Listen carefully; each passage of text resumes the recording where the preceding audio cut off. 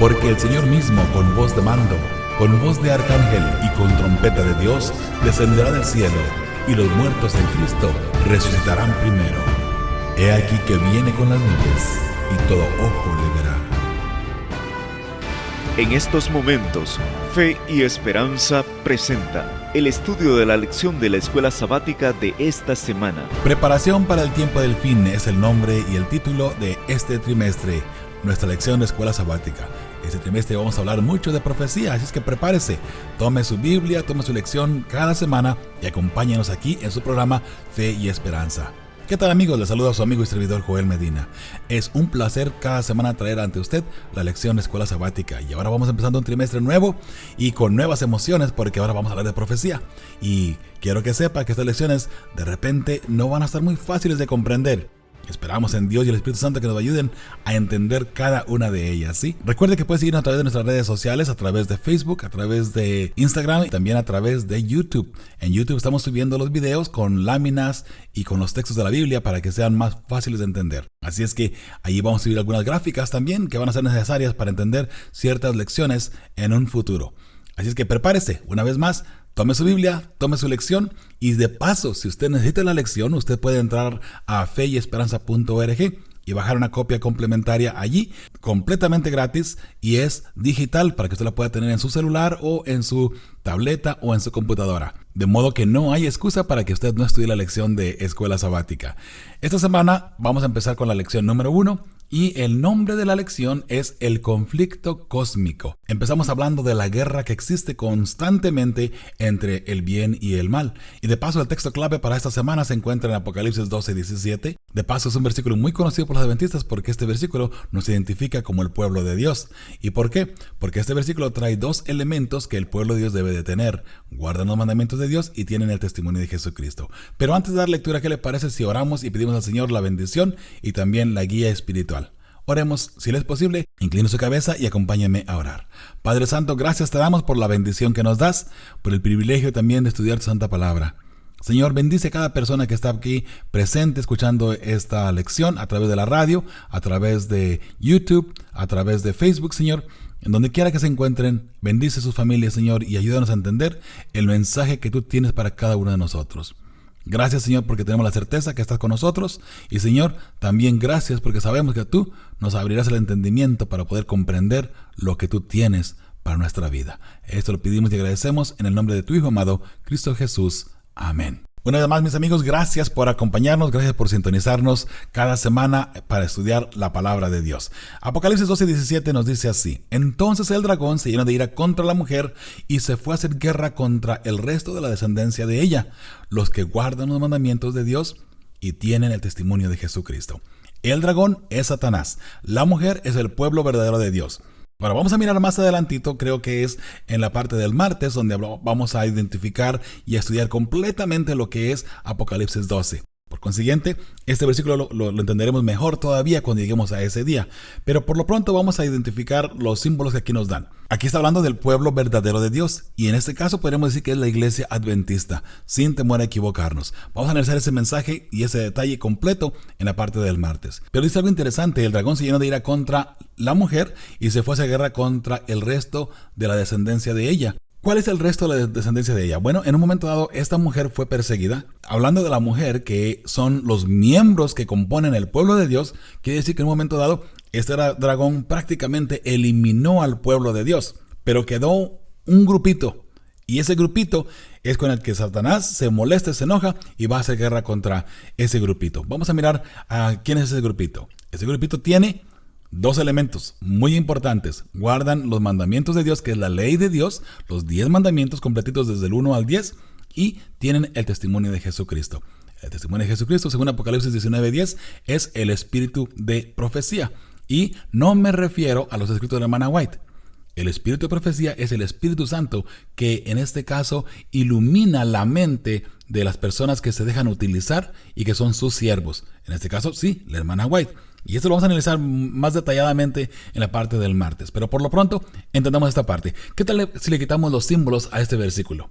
Vamos a hablar sin símbolos y dejar en este caso la simbología a un lado. Podemos decir entonces, si el dragón es Satanás, la mujer es la iglesia, y en este caso la descendencia son lo que quedó de la iglesia, guardan los mandamientos de Dios y el testimonio de Jesucristo. Vamos a mirar lo que dice este versículo sin símbolos.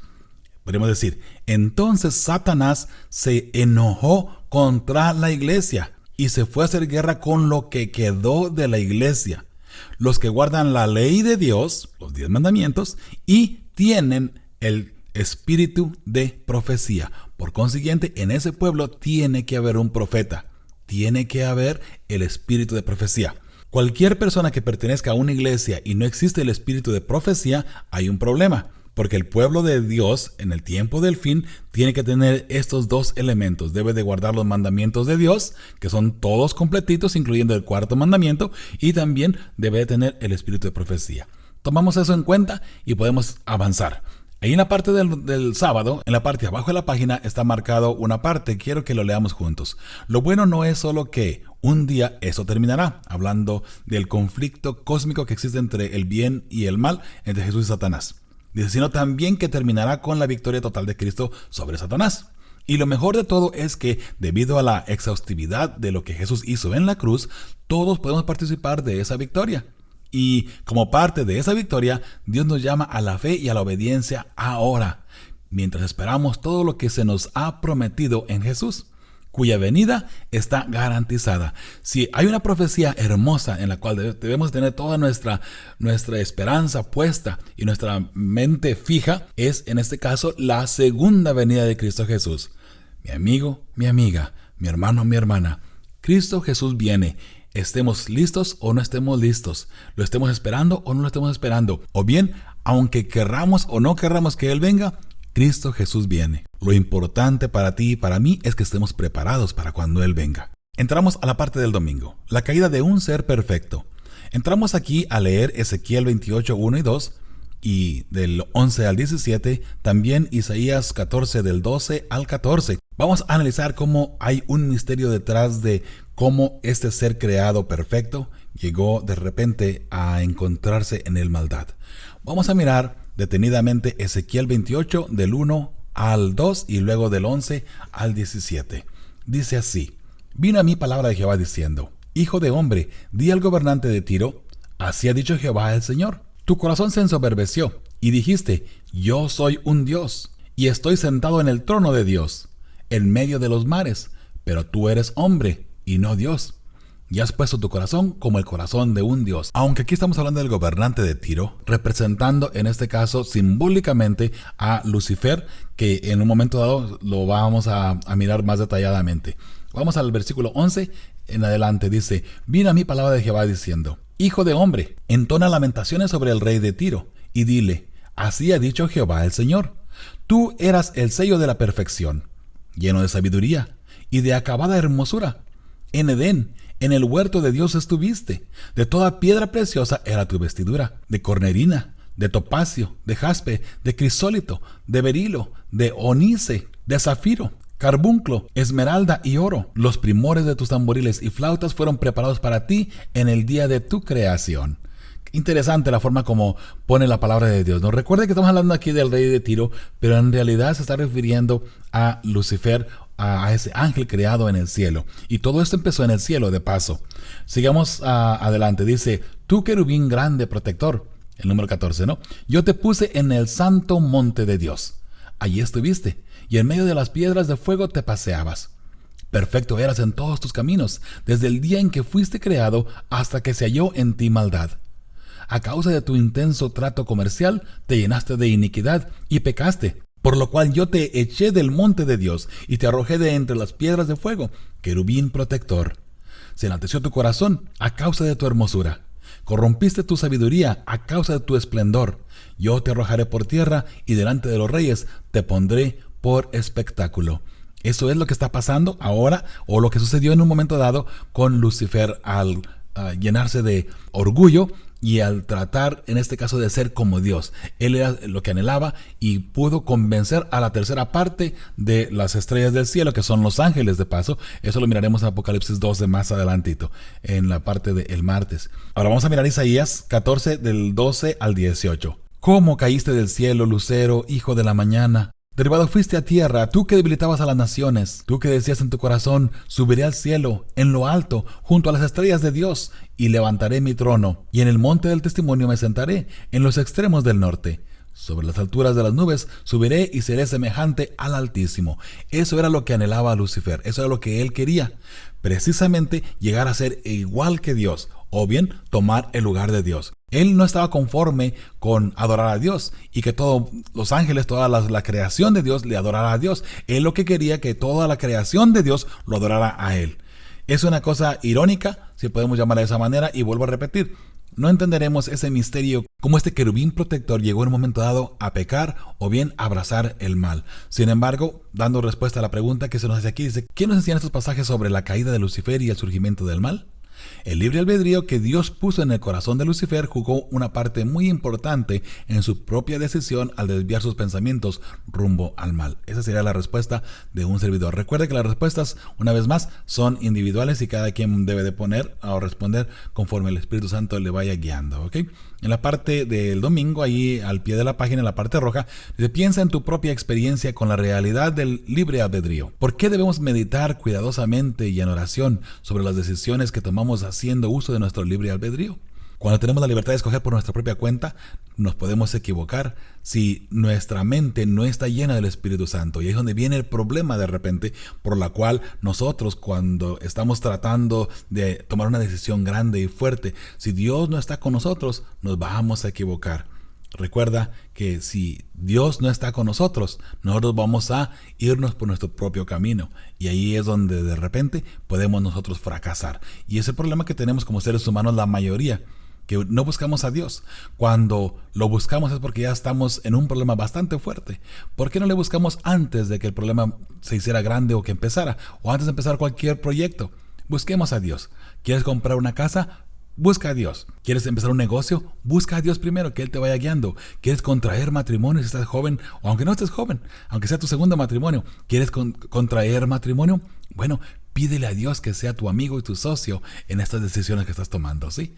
Vamos a la parte del lunes, más que conocimiento intelectual. Vamos a leer Génesis 3 del 1 al 7 y allí vamos a mirar la experiencia que pasaron Adán y Eva y por eso se le llama más que conocimiento intelectual. Porque en estos versículos de Génesis 3 del 1 al 7 vamos a analizar cómo Adán y Eva conocían la verdad, conocían lo que tenían que hacer, mas sin embargo, por su propia decisión, ellos decidieron desobedecer la voz de Dios. Vamos a ver lo que dice Génesis 3 del 1 al 7.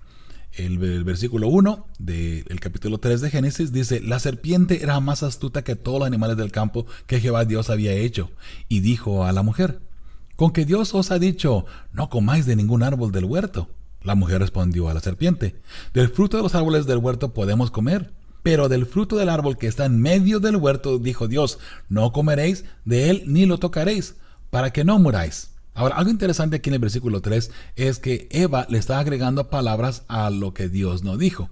Porque Dios dijo solamente, no coman de este árbol, porque el día que coman de este árbol van a morir, ciertamente morirán. Dios no dijo que no lo podían tocar, pero Eva le agrega ahí que no lo debería tocar. En este caso, ya Eva está poniendo palabras, podemos decir así, en la boca de Dios, que Dios nunca dijo jamás. Entonces vea lo que dice el versículo 4, la serpiente hablando. Entonces la serpiente dijo a la mujer: no moriréis, pero Dios sabe que el día que comáis de él serán abiertos vuestros ojos, y seréis como Dios, conocedores del bien y del mal. ¿Cuánta razón tenía la serpiente al decirle a Eva que una vez que ellos comieran, ellos iban a conocer el bien y el mal? Ahora, hay algo bien interesante, ¿no? Que la curiosidad, por lo regular, siempre como seres humanos somos muy curiosos. Y cuando alguien le dice a una persona, no voltees, ¿qué es lo que primero hace uno? Voltear. ¿Por qué? Porque me acaban de decir que no volteé. Y si me dijeron que no volteé es por algo. ¿Están preparando algo para mí? ¿O están tratando de esconder algo de mí? Cualquiera que sea la cosa, yo quiero saber de qué se trata, ¿no? Entonces, allí va el problema. Le dice a Eva, ustedes quieren conocer el bien y el mal, deben de comer del fruto. Dios sabe y Dios no. Y es más, mire, algo interesante lo que Lucifer está tratando de decir aquí a Eva. Mire qué interesante que Lucifer quiere llevar a Eva al mismo punto que él estuvo en un momento dado cuando quiso ser igual que Dios. ¿Cómo? Conociendo el bien y el mal, queriendo ser como Dios en este caso, ¿no? Ahora, Eva decide comer porque a Eva le llena la curiosidad de qué es conocer el mal. Ahora recordemos algo interesante, que Eva y Adán, antes de pecar, ellos eran perfectos. Ellos no conocían lo que era el mal, no conocían lo que era el sufrimiento, vamos a ponerle de esa manera. Obviamente Lucifer, cuando le dice conocer el bien y el mal, no les muestra las consecuencias de la desobediencia de Dios y el sufrimiento que iban a pasar. Solamente les dijo, miren, ustedes van a ser igual que Dios. Y parece que todo mundo nos interesa ser igual que Dios, por el poder, por la gloria, por lo que sea. Pero todo mundo quiere ser igual que Dios. De hecho, hoy en día, todavía hasta el día de hoy, se maneja mucho la idea de que nosotros somos Dios, que nosotros podemos ser como Dios. Y el ser humano se está buscando siempre la forma de rejuvenecer, de ser más inteligente, y también incluso el ser humano está buscando la forma de ser eterno. Cuando Dios no nos puso eso en nuestros genes, en nuestra vida, Dios nos hizo y Dios ha puesto las reglas de longitud de vida, etcétera, etcétera, ¿no? Sin embargo, recuerde algo. El enemigo de Dios siempre ha querido que el hombre busque ser igual que Dios, igual que Él. Él no lo logró. Él sabe que no lo logró y Él sabe que está perdido completamente. Mas, sin embargo, Él no quiere irse solo a la destrucción. Él quiere llevarse a cuanta gente pueda llevarse, con la misma idea que Él tuvo en un momento dado. ¿Cuál? De ser igual que Dios. Él implanta eso en nuestra mente y ahí vamos nosotros todos tratando de ser igual que Dios. Demos respuesta a la pregunta que está allí en la parte del lunes. Hablando de Génesis 3 del 1 al 7, ¿qué sucedió aquí que muestra la culpabilidad de Adán y de Eva en lo que ocurrió? Bueno, la respuesta es: Adán y Eva sabían que no debían comer del árbol. Ellos sabían y tenían eso en su conciencia, en su consciente, pero decidieron desobedecer. Una vez más, el libre albedrío que Dios nos dio jugó un papel muy importante en la desobediencia. Vamos al pie de la página ahí del lunes, en la parte roja, dice: Dios dijo una cosa, Satanás dijo otra. A pesar del conocimiento que Adán y Eva tenían, eligieron escuchar a Satanás. Piensa en cuán poco ha cambiado esto a través de los milenios. ¿De qué modo podemos evitar cometer el mismo tipo de error? Ahora, ahí es para que usted responda por su propia cuenta y por usted mismo. Recuerde, como mencioné anteriormente, ¿no? Las lecciones aquí son para nosotros. Y algo interesante, ¿no? Recuerde, no aplique el conocimiento para alguien más, ¿ok? Aplíquelo para usted mismo, apliquémoslo a nosotros mismos. Y así podremos tener la sabiduría que Dios quiere que tengamos para poder discernir el mal y estarnos, en este caso, absteniendo del pecado. Vamos a la parte del martes. Ahora sí entramos a la guerra en el cielo y en la tierra. Vamos a estudiar aquí Apocalipsis 12 del 1 al 7. Y vamos a analizar la pregunta que dice: ¿qué batallas describe este capítulo que se libraron tanto en el cielo como en la tierra? Bien, vamos a mirar el capítulo completo de Apocalipsis 12 del 1 al 17. Y vamos a ir analizando cada uno de los versículos conforme vayamos dando lectura. ¿Está bien? Apareció en el cielo una gran señal, una mujer vestida del sol, con la luna debajo de sus pies, y sobre su cabeza una corona de 12 estrellas. Esa señal que apareció en el cielo de una mujer vestida del sol, ya dijimos anteriormente que una mujer significa el pueblo de Dios. Una mujer santa, una mujer pura, es el pueblo de Dios perfecto. Ahora, esta mujer de la que está hablando aquí se refiere al tiempo del pueblo judío. Porque vamos a mirar más adelante que esta mujer está encinta. O sea, Jesús todavía no nacía. Por consiguiente, todavía no puede ser la era cristiana o la iglesia cristiana que Jesús estableció. Esta mujer vestida del sol, que de paso el sol es la justicia de Cristo. ¿Okay? Esta mujer está vestida de la justicia de Cristo. Quiere decir que era un pueblo fiel a Dios. En este caso, la luna debajo de los pies es el Evangelio, que es lo que refleja la justicia de Cristo Jesús, el Evangelio, ¿no? La palabra de Dios, la Santa Biblia, y sobre su cabeza una corona de 12 estrellas. Esta corona de 12 estrellas tiene dos significados, que es las 12 tribus de Israel, porque recuerde que esta mujer, estamos hablando del pueblo judío, así que son las 12 tribus de Israel, y más adelante llega a ser los 12 apóstoles cuando viene a tomar esta mujer el papel de la iglesia cristiana. Número 2. Y estando encinta clamaba con dolores de parto en la angustia del alumbramiento, dando a entender aquí que era el pueblo judío. Jesús todavía no nacía. Recuerde que Jesús vino cuando el pueblo judío estaba bajo el yugo romano. Y es lo que ellos esperaban precisamente, un rey que viniera y los liberara de ese yugo romano. Ahora, algo muy interesante. Este dragón está representado por Satanás. Es lo mismo, el mismo poder del cuerno pequeño de la cuarta bestia de Daniel 7.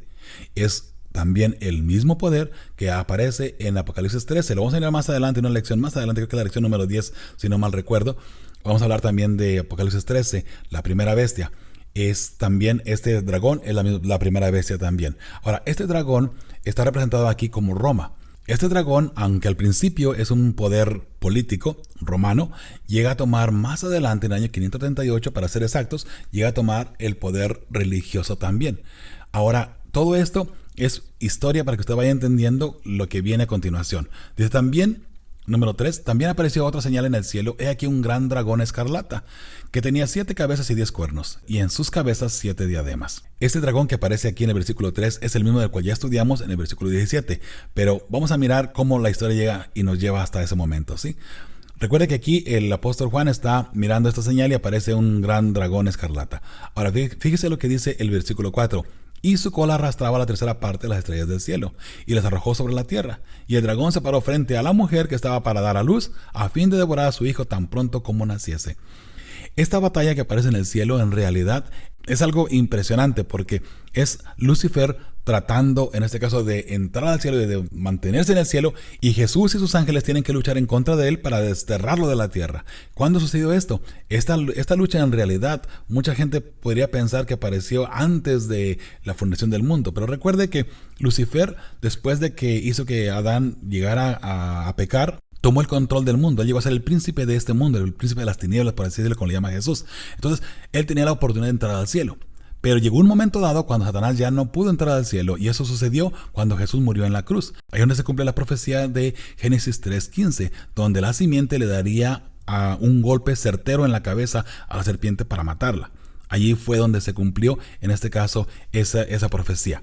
Ahora, dice, su cola arrastraba la tercera parte de las estrellas del cielo y las arrojó sobre la tierra. Igual Satanás como los ángeles, sus ángeles o sus demonios, nunca más pudieron entrar al cielo, ¿no? Y el dragón se paró frente a la mujer que estaba para dar a luz, a fin de devorar a su hijo tan pronto como naciese. Esta parte se cumplió cuando el rey Herodes mandó matar a todos los niños de 2 años para abajo que habían nacido en Belén, tratando de esa forma matar o destruir a Jesús. Ahora, no era tanto el rey Herodes el que había intentado matar a Jesús, sino más bien Satanás o el dragón en este caso, que a través de Herodes, recuerde que el dragón o Satanás siempre utiliza sus agentes, y una persona que no está con Dios puede ser un instrumento, en este caso del dragón o de Satanás. En este caso, Herodes llegó a ser el instrumento de Satanás para mandar o tratar de destruir a Cristo Jesús cuando había nacido. Y ella dio a luz un hijo varón, que regirá con vara de hierro a todas las naciones. Y su hijo fue arrebatado para Dios y para su trono. Obviamente estamos hablando aquí de Cristo Jesús. Número 6. Y la mujer huyó al desierto, donde tiene lugar preparado por Dios para que allí la sustenten por 1260 días. Muy interesante. Recuerde, Cristo Jesús, la mujer que vimos al principio en el primer versículo, era el pueblo judío, por así decirlo, en el pueblo de Dios judío, el verdadero pueblo de Dios. Ahora, recuerde que en el pueblo judío, es verdad, cuando Cristo vino, dice, los suyos vino no le conocieron, pero aunque había mucha corrupción dentro del pueblo judío, no todo el mundo era corrupto. Había personas sinceras dentro de ese sistema corrupto, y eso es muy interesante que entendamos, porque ahorita vienen unas palabras un poquito fuertes, ¿no? Pero dentro de ese sistema corrupto, donde estaba el pueblo de Dios, había gente hermosa, gente que amaba la venida de Cristo Jesús y que amaba a Cristo Jesús. Cuando Jesús comenzó a hablarles, ellos entendieron que Dios era el Mesías y le aceptaron de corazón. Ahí es donde Jesús comienza a hacer ahora su iglesia, su pueblo, y donde llega a ser el pueblo de Dios un pueblo cristiano. Cristiano porque creemos en Cristo Jesús, las enseñanzas de Cristo Jesús. De esa manera es como el pueblo judío se queda a un lado, y ahora resulta el pueblo Israel espiritual, que es el pueblo cristiano, al que usted y yo pertenecemos en este caso. La mujer huyó al desierto. La iglesia en este caso, recuerde que cuando hablamos de la mujer, estamos hablando de una iglesia. Entonces la mujer huye al desierto. La iglesia huyó al desierto, donde se le había preparado un lugar allí por Dios. Fíjese algo interesante, ¿no? Dios le preparó un lugar allí para que pueda estar tranquila por 1260 días. Ahora, tomando en cuenta que los 1260 días son años, porque tenemos que interpretar a día por año. En este caso, esta profecía se empieza a cumplir en el año 538, cuando el poder político y religioso se unen para perseguir a los cristianos. Ahora, antes del año 538 ya había persecución, pero no había la persecución de la cual hablaba la profecía, o la profecía no empezaba a cumplirse todavía, porque para que la profecía llegara a cumplirse tenía que unirse 2 elementos, en este caso el poder religioso y el poder político, y así empiezan a perseguir a los cristianos como poder político y religioso. Número 7. Después hubo una gran batalla en el cielo. Miguel y sus ángeles. Miguel es Jesús. Muchas personas piensan que Miguel no es Jesús, de paso.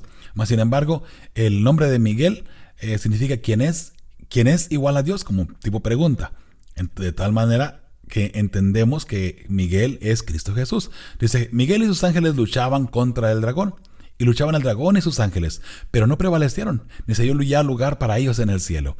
Aunque Satanás intentó estar o mantenerse en el cielo todavía, cuando Jesús, después de que Jesús fue arrebatado y estuvo en el cielo, y una vez que él murió en la cruz, al morir en la cruz, ahí desterró completamente a Lucifer o a Satanás del cielo. Ya Lucifer no tuvo cabida más en el cielo y no podía regresar al cielo. Recuerde que antes que Jesús muriera en la cruz, Satanás tenía la oportunidad de entrar al cielo como representante de esta tierra. Eso se lo puede constatar en Job 1, donde él se presentaba en el cielo cuando había reunión, por así decirlo, de todos los seres creados de otros mundos. Ahí se presentaba Lucifer representando la tierra. En otras palabras, si Lucifer se presentaba allí cuando llegaban los seres creados de otros mundos, quiere decir que esa parte le correspondía a Adán. Pero como Adán pecó, Adán le entregó en este caso la potestad o la autoridad o el reino que él tenía de esta tierra, porque recuerde que Dios a Adán lo puso como rey de esta tierra para que lo gobernara como gobernante de esta tierra. Bueno, cuando Adán peca, Adán automáticamente entrega esa parte a Lucifer. Y ahora Lucifer tiene la oportunidad de entrar al cielo a representar la tierra. Usted lo puede analizar mejor allí en el primer capítulo primero y el segundo capítulo de Job. Entonces el versículo 9 dice, y fue lanzado fuera el gran dragón, la serpiente antigua que se llama Diablo y Satanás, el cual engaña al mundo entero. Fue arrojado a la tierra y sus ángeles fueron arrojados con él. Número 10. Entonces oí una gran voz en el cielo que decía, ahora ha venido la salvación, el poder y el reino de nuestro Dios y la autoridad de su Cristo, porque ha sido lanzado fuera el acusador de nuestros hermanos, el que los acusaba delante de nuestro Dios día y noche. Esta parte iba a cumplir cuando Jesús muere en la cruz. Ahora Jesús lo ha vencido. Y aquí está dando en este caso la victoria, ¿no? Aquí viene ahora la gloria para Cristo Jesús y la autoridad se le entrega ahora a Cristo Jesús. La autoridad que tenía Lucifer cuando Adán pecó. Ahora Jesús se la ha arrebatado de las manos, le ha quitado la llave del abismo, la llave de la muerte, la llave del sepulcro. Y ahora Jesús dice, yo he vencido la muerte, yo soy el vencedor y tú quedas fuera. Esa fue la gran lucha que pasó. Pero recuerde una vez más, esto sucedió cuando Jesús murió en la cruz. Ahí fue donde Jesús le dio la herida mortal en la cabeza a la serpiente. Ahora, no estamos hablando de la herida mortal que sufrió una de las cabezas de la bestia de Apocalipsis 13. Eso lo vamos a mirar más adelante, ¿ok? Esto estamos analizando de cuando Jesús le arrebató, en este caso, el poder o la autoridad a Satanás de las manos, ¿ok? Para que ahora Cristo Jesús llegue a ser el rey tanto de la tierra como el rey del cielo también. Número 11 dice, y ellos le han vencido por medio de la sangre del cordero y de la palabra del testimonio de ellos, y menospreciaron sus vidas hasta la muerte. Cuando Jesús vence a Satanás, ahora usted y yo podemos vencer a Satanás por el nombre de Jesucristo y por la gracia y por la sangre redentora de Cristo Jesús. Ahora, nosotros le hemos vencido a él. ¿A quién? A Lucifer. ¿Por quién? Por la sangre del cordero. Cuando usted acepta a Cristo Jesús, usted vence a Satanás también.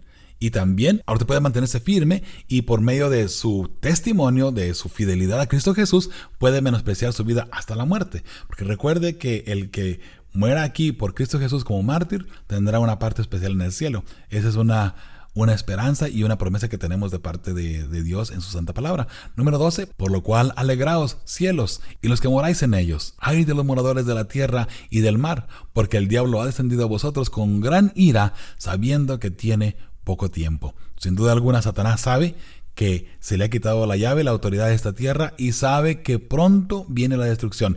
Ahora mire algo interesante. Satanás sabe que va a ser destruido. Él conoce muy bien las profecías y la palabra de Dios. Mas sin embargo, Satanás, sabiendo que tiene poco tiempo y sabiendo que va a ser destruido, él no quiere ser destruido solo. Él quiere llevarse a cuantas personas él pueda llevarse. Por eso es que hay tanta maldad en este mundo y tantas personas que se dejan arrastrar por la concupiscencia, por el pecado, porque Satanás logra convencerlos o logra en este caso engañarlos que ellos son Dios, de que ellos pueden y que no necesitan a Dios para vivir. Entonces el ser humano trata de vivir sin Dios y ahí es donde vienen las calamidades, los problemas y donde viene la destrucción también de pronto. Número 13, y cuando vio el dragón que había sido arrojado a la tierra, persiguió a la mujer que había dado a luz al hijo varón. Esta profecía se viene a cumplir ya después de que Jesús convirtió el pueblo de Dios, del pueblo judío, al pueblo a Israel espiritual o al cristianismo en este caso, ¿no? Pero algo interesante, miren lo que dice el 14, y se le dieron a la mujer las dos alas de la gran águila. Las alas de águila significa siempre rapidez. Es que el pueblo de Dios tuvo que ir rápidamente hacia el monte, tuvo que huir para no ser destruido. Veamos lo que sigue diciendo el versículo 14.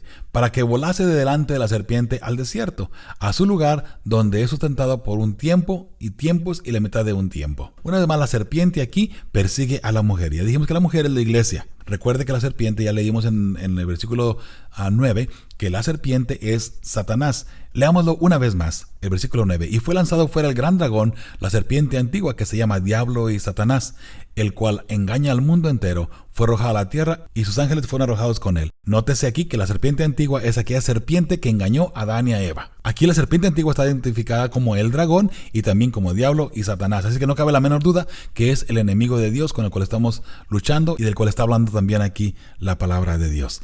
Esa serpiente fue la que persiguió a la mujer, persiguió a la iglesia en este caso para destruirla. Trató de destruir al pueblo de Dios antes que Jesús naciese.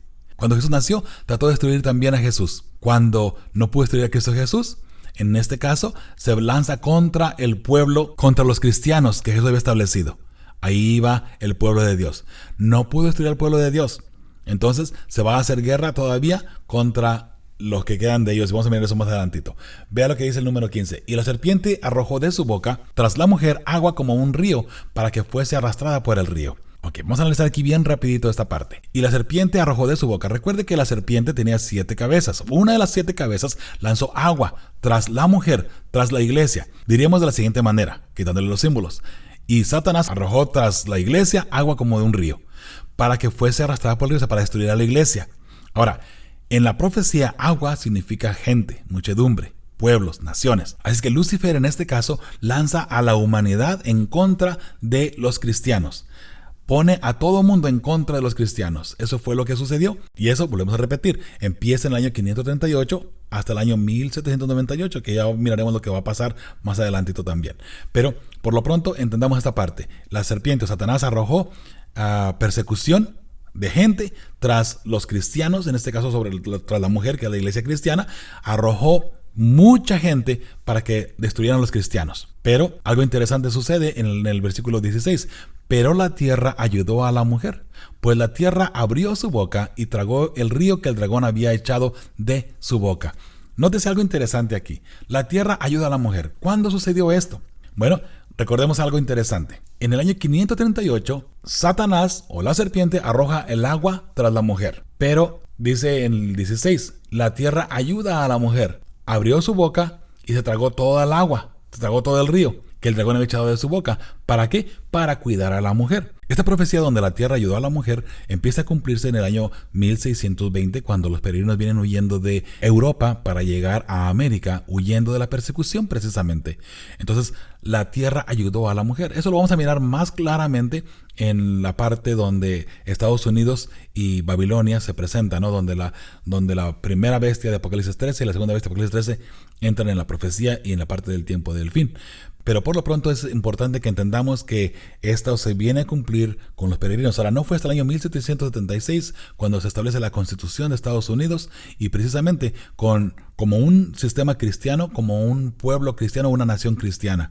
Y muy interesante porque eso lo miraremos más detalladamente en Apocalipsis 13, pero eso va a ser para otra ocasión. Entendamos por lo pronto que Estados Unidos abre sus puertas para que el pueblo cristiano llegue aquí a Estados Unidos y aquí se establezca como una nación en este caso, y llegue a ser Estados Unidos la nación cristiana que hoy por hoy todo el mundo conoce, ¿no?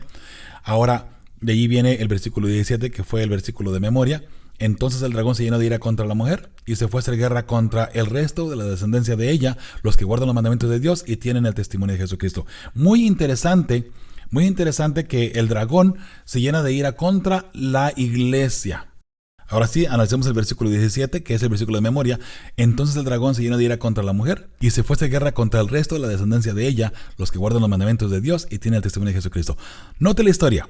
Salimos desde Israel, desde el pueblo judío, vamos a Europa, donde el pueblo cristiano sigue, o bien en este caso la iglesia, sigue huyendo del dragón, de la serpiente, y huyendo aún todavía en Europa de la serpiente, el pueblo de Dios, el pueblo cristiano, el pueblo verdadero de Dios, huye de Europa hacia América en el año 1620.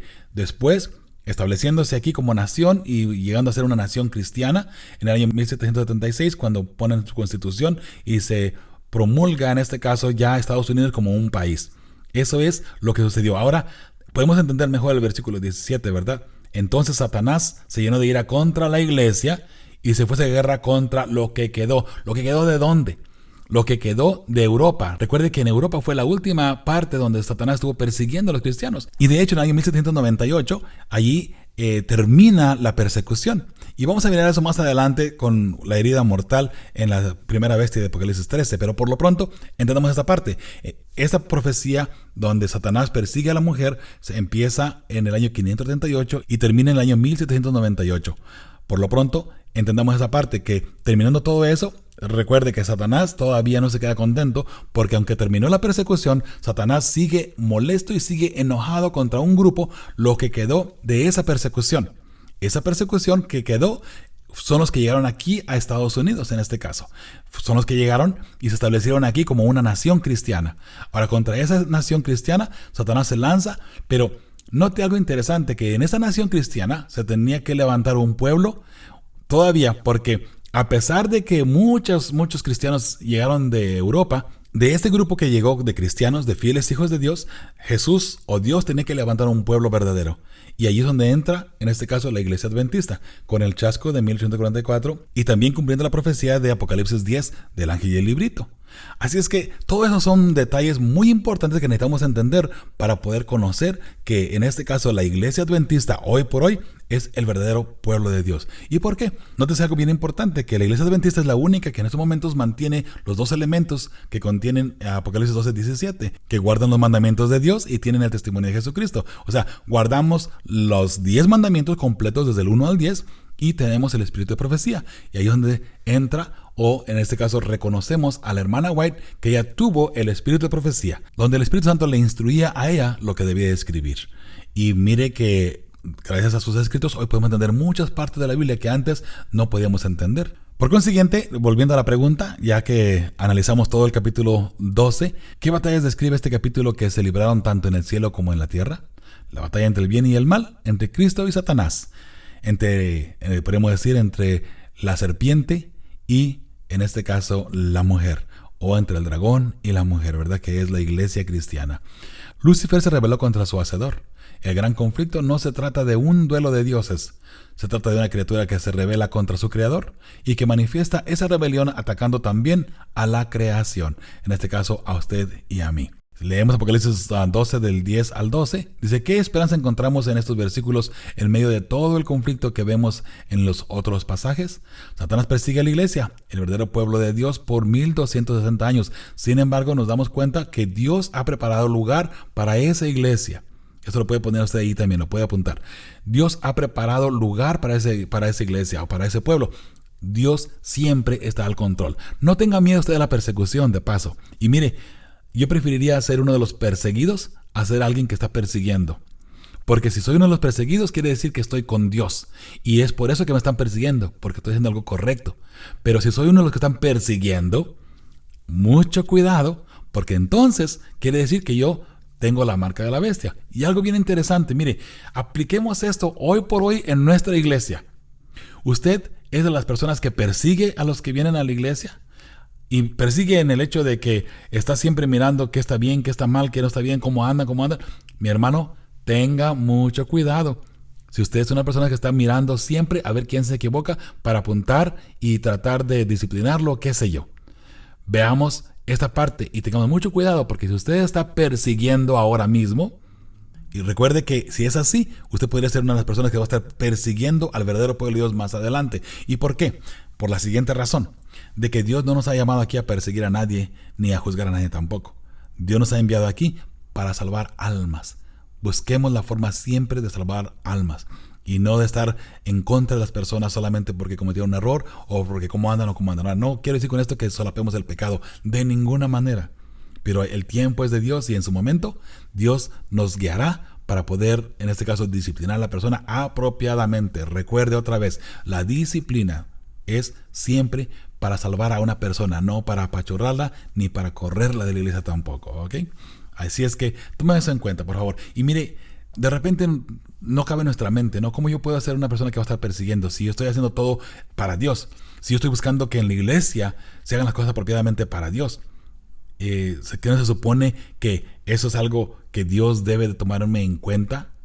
Pues recuerde, mi hermano, que Jesús en este caso se le apareció en una ocasión a Saulo de Tarso. Y Pablo estaba tan seguro de que él estaba haciendo lo correcto ante Dios y que estaba sirviendo a Dios. Recuerde que en Juan 16, del 1 al 2, dice que viene el día donde personas nos perseguirán, nos torturarán, nos matarán, pensando que están sirviendo a Dios, que están rindiendo servicio a Dios. Por consiguiente, ojalá que usted no, o yo, pudiera ser también, ¿ok? Yo también aplico para mí el mensaje. Ojalá que usted y yo no lleguemos a ser esas personas que estemos nosotros creyendo que servimos a Dios, yendo en contra en realidad de sus principios que Él ha establecido. Tengamos mucho cuidado con eso, ¿no? La parte del miércoles vamos a ir ya un poco rápido, el tiempo nos está ganando. Con vosotros todos los días hasta el fin. ¿Quién son estas palabras? De Cristo Jesús, ¿verdad? Dice, en el contexto de los peligros de los últimos días, Cristo le dijo a su pueblo, yo estoy con vosotros todos los días hasta el fin del mundo. Mateo 28:20. Y qué hermoso saber y tener la certeza, ¿verdad?, de que Dios está con nosotros y que no importa que venga en contra de nosotros, Dios, Jesús, prometió estar con nosotros. Y si Cristo está con nosotros, ¿cuál es el problema? ¿Por qué tenemos que tener miedo a la persecución o a cualquier detalle que pueda surgir?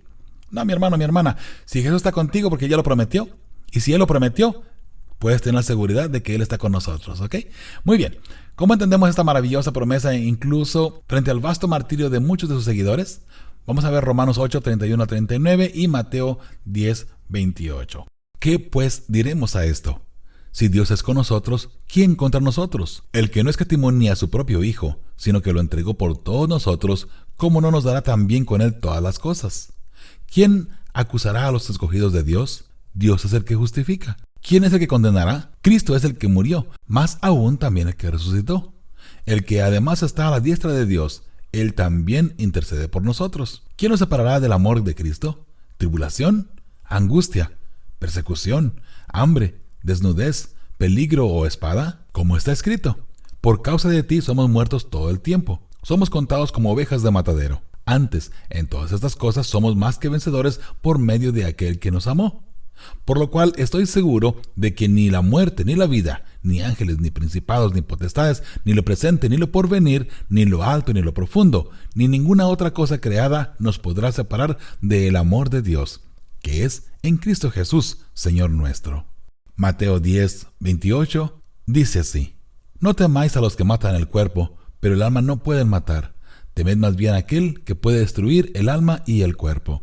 Mi hermano, mi hermana, ¿quién nos separará del amor de Cristo? Ojalá que el miedo no nos separe de Cristo. Ojalá que el temor a morir tampoco nos separe de Cristo. Recuerda que debemos tener temor a aquel que puede matar y destruir tanto el cuerpo como el alma, que es solamente Dios, nuestro Creador. Si una persona aquí nos llega a matar por amar a Cristo Jesús y por defender el Evangelio, bien, eso nos dará la corona de victoria en el cielo. Y Jesús hará eso precisamente. Si tú llegas a morir por el Evangelio, Jesús está pronto para rescatarte y darte a ti la corona de la vida. Por consiguiente, ¿qué nos va a separar del amor de Cristo? ¿Muerte? ¿Persecución? No, mi hermano, debemos ser fuertes. A eso se refiere precisamente el pueblo de Dios, que es fiel a Cristo Jesús. Muy bien, la respuesta aquí para esta pregunta sería: el enemigo de Dios siempre ha perseguido al pueblo de Dios que le es fiel. Pero Cristo nos dará la corona de victoria con su gloriosa venida. Y aunque de pronto no parezca, Jesús está con nosotros por medio del Espíritu Santo. Gloria a Dios por ello, ¿verdad? Vamos a la parte del jueves, la ley y el Evangelio. ¿De qué modo estos versículos indican el estrecho vínculo entre la ley y el Evangelio? Si eliminamos la ley, no hay Evangelio y no hay necesidad del Mesías. Es algo bien interesante, ¿no? Tengo una ilustración para hacer eso, no lo vamos a hacer aquí ahora porque ya se nos acabó el tiempo, pero en la ilustración que utilizo pongo precisamente eso, ¿no? El Mesías, la ley, el Evangelio, la gracia, la iglesia, el predicador. Y mis hermanos, quiero que sepa que si usted elimina la ley, se elimina todo completamente. Es más, llega a eliminar incluso al Mesías, porque si no hay ley, no hay pecado. Si no hay pecado, no hay necesidad del Mesías. ¿Te das cuenta? Por consiguiente, si usted elimina la ley, mi hermano, mi hermana, no importa de qué religión sea, si usted elimina la ley, que de paso mucha gente piensa que la ley fue clavada en la cruz, si usted elimina la ley, elimina también a Cristo Jesús. ¿Por qué? Porque por la ley conocemos el pecado. Y si no existe ley, no existe pecado. porque entonces no hay nada que me diga que lo que estoy haciendo yo es pecado. Vamos a ver lo que dice Jeremías 44:23. Por cuanto ofrecisteis incienso y pecasteis contra Jehová, y no obedecisteis a la voz de Jehová, ni anduvisteis en su ley, en sus estatutos y en sus testimonios, por eso ha venido sobre vosotros este mal, como hasta hoy. Hermano, mi hermana, si no hemos escuchado la voz de Jehová y no hemos guardado sus mandamientos, su ley, por eso es que tenemos el mal en contra de nosotros, o sea, el pecado. Vamos a ver lo que dice Romanos 3 y del 20 al 26. Ya que por las obras de la ley ningún ser humano será justificado delante de él, porque por medio de la ley es el conocimiento del pecado. ¿Te das cuenta de lo que estamos hablando, no? Es verdad, la ley no salva a nadie y eso es 100% verdad y seguro. Pero no por eso vamos a pecar, porque vuelvo a repetir, si no conocemos la ley, nunca nos daremos cuenta de lo que es el pecado. El versículo 21, pero ahora, aparte de la ley, se ha manifestado la justicia de Dios, testificada por la ley y por los profetas. Número 22, la justicia de Dios por medio de la fe en Jesucristo, para todos los que creen en Él, porque no hay diferencia. Versículo 23, por cuanto todos pecaron y están destituidos de la gloria de Dios, siendo justificados gratuitamente por su gracia, mediante la redención que es en Cristo Jesús, a quien Dios puso como propiciación por medio de la fe en su sangre, para manifestar su justicia a causa de haber pasado por alto en su paciencia los pecados pasados. Número 26. Con la mira de manifestar en este tiempo su justicia, a fin de que Él sea el justo y el que justifica al que es de la fe de Jesús. Qué interesante, ¿no? Que en Cristo Jesús nos podemos justificar. ¿Quién? Todos aquellos que guardamos sus mandamientos.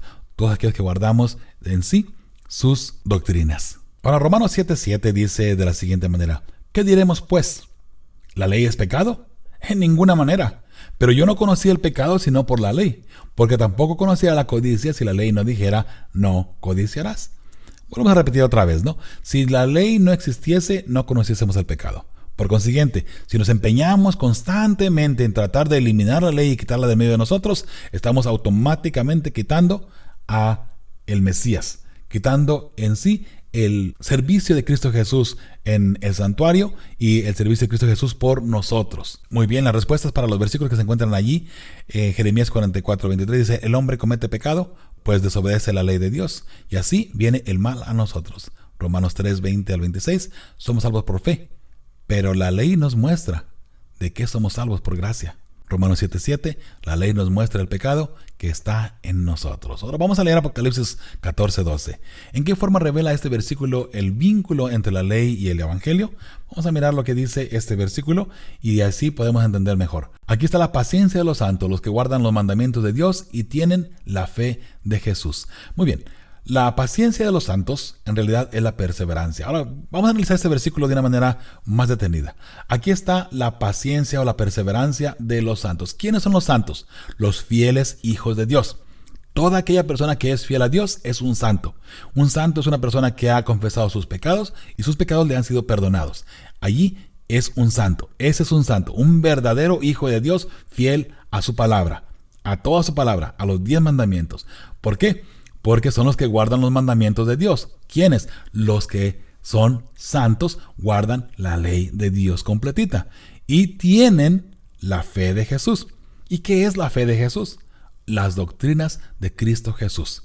Aquí este versículo no está hablando de tener la fe que tiene Cristo Jesús, de que Dios me va a salvar, de que Dios me va a sanar, de que Dios me va a ayudar con un problema que tenga, que yo tengo mucha fe que Dios va a resolver mis problemas. No está hablando de esta fe.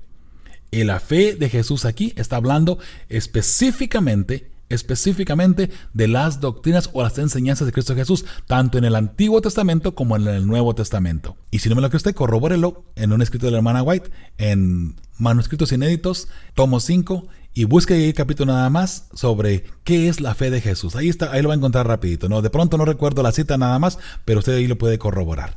Así es que ya sabemos, la fe de Jesús es la doctrina de Cristo Jesús, la enseñanza de Cristo Jesús. Muy bien. A la parte roja y en la parte del jueves, como adventistas del séptimo día, un pueblo que cree en la obediencia a la ley de Dios, ¿de qué modo podemos mostrarles a los demás que la obediencia a la ley no es legalismo, sino que es una consecuencia natural de amar a Dios y ser salvos por Él? ¿De qué manera versículos como Deuteronomios 11:1 y 1 de Juan 5:3 pueden reforzar este tema? Vamos a mirar. Deuteronomios 11:1 dice: amarás pues a Jehová tu Dios, y guardarás sus ordenanzas, sus estatutos, sus decretos y sus mandamientos todos los días. Muy claro está esa cita bíblica. Si alguien no quiere entender, es porque de plano no quiere entender. Primera de Juan 5:3, pues este es el amor a Dios, que guardemos sus mandamientos, y sus mandamientos no son gravosos. En otras palabras, no son difíciles de llevar, los mandamientos de Dios. Si tú amas a Dios, mira, si tú por amor vas a hacer lo que tú vas a hacer para Dios, guardar los mandamientos es una delicia en realidad. Guardar el sábado es una delicia, no una carga. Guardar los mandamientos de Dios no es una carga.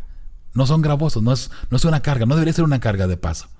Así es que, qué interesante saber que como pueblo adventista podemos nosotros decir, somos adventistas, amamos a Dios y por eso es que guardamos sus mandamientos. Mi estimado, mi estimada, espero que esta semana haya sido de bendición para ti y vienen lecciones bastante fuertes más adelante.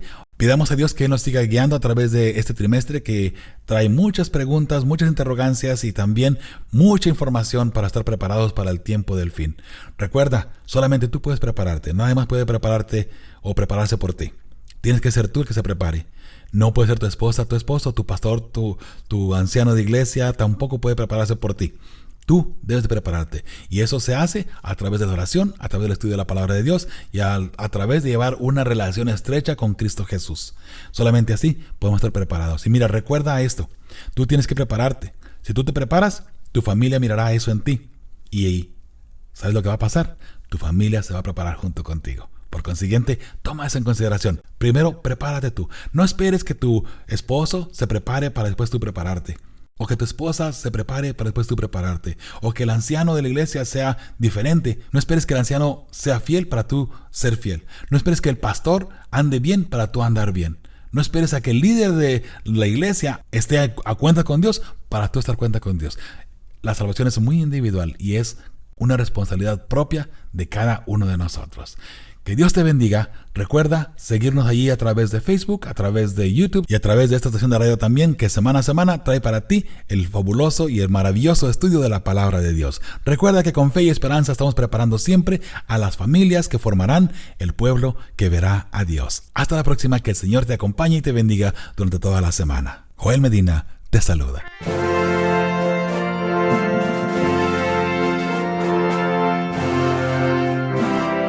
Muchas gracias por su amable atención y apoyo a este ministerio. Esperamos que este programa haya sido de bendición para usted y su familia. Recuerde visitar nuestra página feyesperanza.org para escuchar más programas y encontrar recursos de estudio. Ahora nos despedimos de usted que nos escucha diciendo: Dios que da esperanza, los llene de felicidad y paz a ustedes que tienen fe en Él, y les dé abundantemente esperanza por el poder del Espíritu Santo. Este programa ha sido posible gracias a Fe y Esperanza y a personas de buen corazón como usted. Agradecemos su patrocinio.